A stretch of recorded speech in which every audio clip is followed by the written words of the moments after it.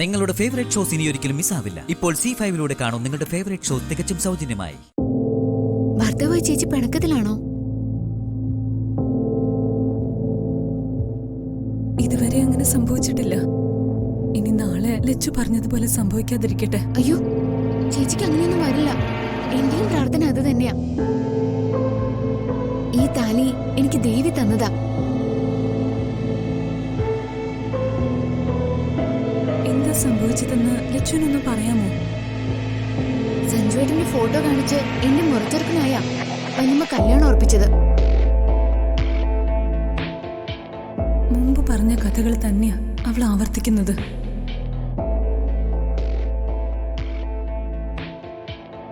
സഞ്ജുന്റെ photo എങ്ങനെ നിന്റെ വല്യമ്മയ്ക്ക് കിട്ടി?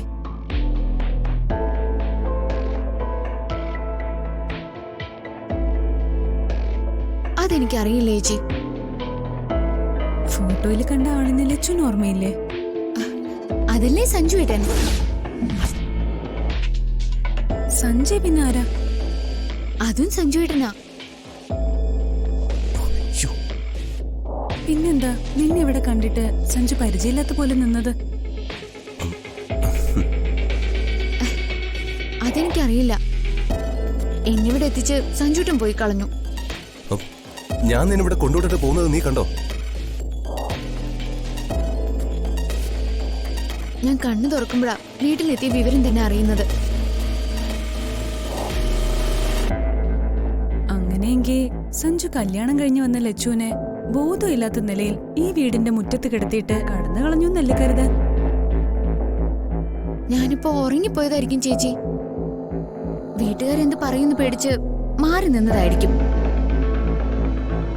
അതല്ലേ സഞ്ജുയുടെ സത്യം.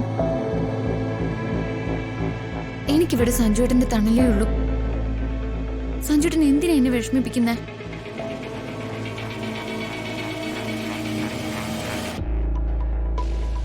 ഇതൊരു വല്ലാത്ത പ്രോബ്ലമാണ് Sanju. I don't know how to solve this issue. നിങ്ങളൊക്കെ പഠിപ്പും അറിവുള്ള വലിയ ആളുകളാ. സഞ്ജുവേട്ടന്റെ സങ്കല്പത്തിലുള്ള ഭാര്യ ആയിരിക്കില്ല ഞാനെന്ന് എനിക്കറിയാം. ഞാൻ കാരണം സഞ്ജുവേട്ടന് ഒരു അപമാനവും ഉണ്ടാവില്ല. സഞ്ജുവേട്ടൻ ആഗ്രഹിക്കുന്ന പോലെ ഒരു ഭാര്യ ആയിക്കോളാം ഞാൻ. ഇനിയുള്ള എന്റെ ജീവിതം കൊണ്ട് ഞാൻ എന്നെ തന്നെ മാറ്റിയെടുത്തോളാം.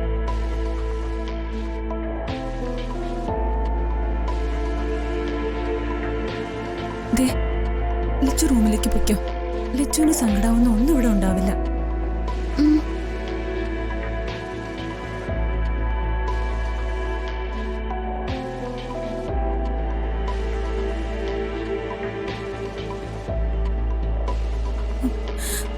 കുറച്ച് ദിവസങ്ങൾക്കുള്ളിൽ അവൾക്കൊരു മാറ്റം വന്നാൽ മതിയായിരുന്നു. ഒരിക്കലും അമ്മോൻ ഇങ്ങനെയൊന്നും പെരുമാറാനാവില്ലെന്ന് നമുക്കറിയാം. അവളെ ആരും കുറ്റപ്പെടുത്തുന്നത് എനിക്ക് സഹിക്കാനാവില്ല. വിവാഹ മണ്ഡപത്തിൽ നിന്ന് അമ്മയ്ക്കൊപ്പം നമ്മളെ സ്വീകരിക്കാൻ അവൾ ഓടി വന്നത്. മുറ്റത്ത് വെച്ച് അവള് തലയിടിച്ച് വീണു. കണ്ണു തുറന്നപ്പോ അത് അവളുടെ കഴുത്തിൽ താലി കെട്ടിയ സഞ്ജയുടെ വീടായി. സഞ്ജയുടെ മുഖം അവള് മറന്നുപോയി. സഞ്ജയ് അവന്റെ വീട്ടിലേക്ക് കൊണ്ടുവന്നു എന്ന് അവൾ ധരിച്ചു വെച്ചിരിക്കുന്നത്.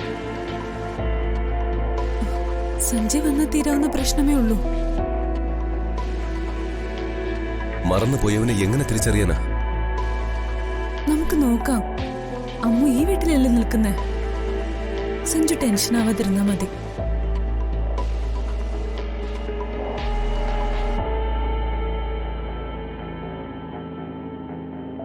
വിവാഹത്തിന് മുമ്പുള്ള കാര്യങ്ങളെല്ലാം ഓർമ്മയിൽ നിന്ന് പോയിട്ടില്ല എന്നല്ലേ നിങ്ങൾ പറയുന്നത്? ഈശ്വര, ഇതിനെന്ത് മറുപടി ഞാൻ പറയും? ഇങ്ങനൊരവസ്ഥയിലെത്തിയാൽ ഓർമ്മകൾ പല വഴിക്ക് കുരുങ്ങിക്കിടക്കുമെന്ന് കേട്ടിട്ടുണ്ട്. ഭർത്താവിന്റെ പേര് സഞ്ജയ് എന്ന് മാത്രമേ അവൾ വിവാഹത്തിന് മുമ്പ് കേട്ടിരുന്നുള്ളൂ. ആ പയ്യൻ പോലും അങ്ങനെ ഒരു കല്യാണം നടക്കുന്ന വിവരം അറിഞ്ഞിട്ടില്ല. അവനതൊക്കെ ഇവിടെ വന്ന് വിശദമായി പറഞ്ഞതല്ലേ. താലി കെട്ടുമ്പോൾ പോലും അവന്റെ മുഖം അവളുടെ മനസ്സിൽ പതിയാൻ സമയം കിട്ടിയിട്ടില്ല. പിന്നെങ്ങനെ അവനെ ഓർത്തു വയ്ക്കും? കല്യാണം നടന്നിട്ട് വർഷമൊന്നും കഴിഞ്ഞില്ലേ? അവളുടെ കഴുത്തിൽ താലി കെട്ടിയത് സഞ്ജയ് എന്ന് അവൾക്കറിയാം. സഞ്ജുവാണ് സഞ്ജയ് എന്ന വിശ്വാസത്തിലാമോ? കാണെ ആ വിശ്വാസം ഉറയ്ക്കാനും തുടങ്ങി. എനിക്കിതൊന്നും അത്ര കണ്ട് വിശ്വാസം വരുന്നില്ല. പിന്നെന്താ, അവൾ അഭിനയിക്കുകയാണെന്നാണോ നീ പറയുന്നത്? സഞ്ജുവിന്റെയും ശ്രീകുട്ടിയുടെയും കല്യാണം കഴിഞ്ഞപ്പോ അമ്മ പുറത്തെടുത്ത അടവായത് നല്ല ഒന്നാന്തരം ഡ്രാമ. കവിത അങ്ങനെ പറയരുത്.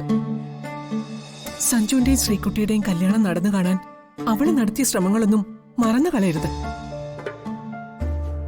ശ്രീകുട്ടിയുടെ കാലുകൾ മുറിക്കാൻ വരെ കാര്യങ്ങൾ എത്തിയതാ. അമ്മുന്റെ മനസ്സിൽ അങ്ങനെ എന്തെങ്കിലും ഉണ്ടായിരുന്നെങ്കിൽ അവള് മൂസിന്റെ മനയിലേക്ക് ശ്രീകുട്ടിയെ കൊണ്ടുപോവോ? ആ, സഞ്ജുവിന്റെയും ശ്രീകുട്ടിയുടെയും കല്യാണ ദിവസം തന്നെ കൃത്യമായിട്ട് അവളുടെ ഓർമ്മകൾ പോയി. ഹ്. അതെ, നിങ്ങളുടെ വിശ്വാസമൊക്കെ തൊണ്ട തൊടാതെ വിഴുങ്ങാനൊന്നും എന്നെ പ്രതീക്ഷിക്കണ്ട. അവളെ എന്റെ കൂടെ ഒരു സൈക്കോളജിസ്റ്റിന്റെ അടുത്തേക്ക് വിടാവോ? അവളുടെ ഉള്ളിലിരിപ്പ് എന്താന്ന് ഞാൻ പുറത്തു ചാടിച്ചേരാം. ഈ വീട്ടില് ബുദ്ധിയില്ലാത്തവരാ എല്ലാവരും ഒന്ന് അവളുടെ വിചാരം. അവളുടെ ഇപ്പോഴത്തെ പ്രശ്നങ്ങളൊക്കെ മാറും. പേടിപ്പിച്ച് കൂടുതൽ വഷളാക്കിയല്ല നമ്മൾ ചെയ്യേണ്ടത്. എത്രയും വേഗം അവളുടെ കഴുത്തിൽ താലി കെട്ടിയ സഞ്ജയെ കണ്ടുപിടിച്ചു കൊണ്ടുവരണം. അതിനുവേണ്ടിയുള്ള ശ്രമത്തിലാ ദിനേശൻ.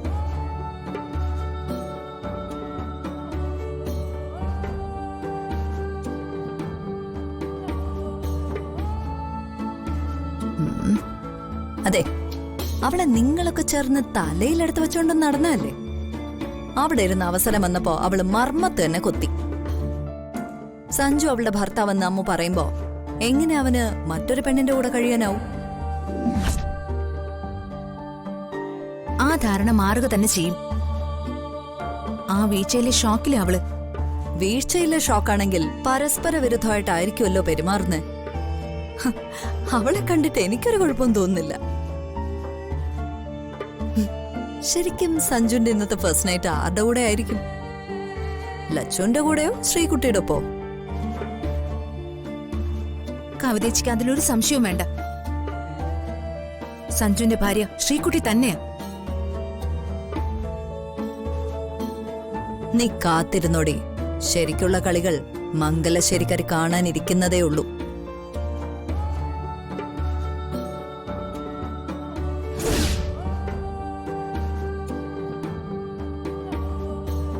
കല്യാണം കഴിഞ്ഞതോടെ കവിതയും തീർന്നു പോയെന്ന് കരുതി ആഹ്ലാദിച്ചവർക്ക് തെറ്റി. കവിത തീർന്നു പോകാൻ പിറവിയെടുത്ത ജന്മമല്ല, തീർത്ത് കളയാൻ ജന്മം കൊണ്ടവള.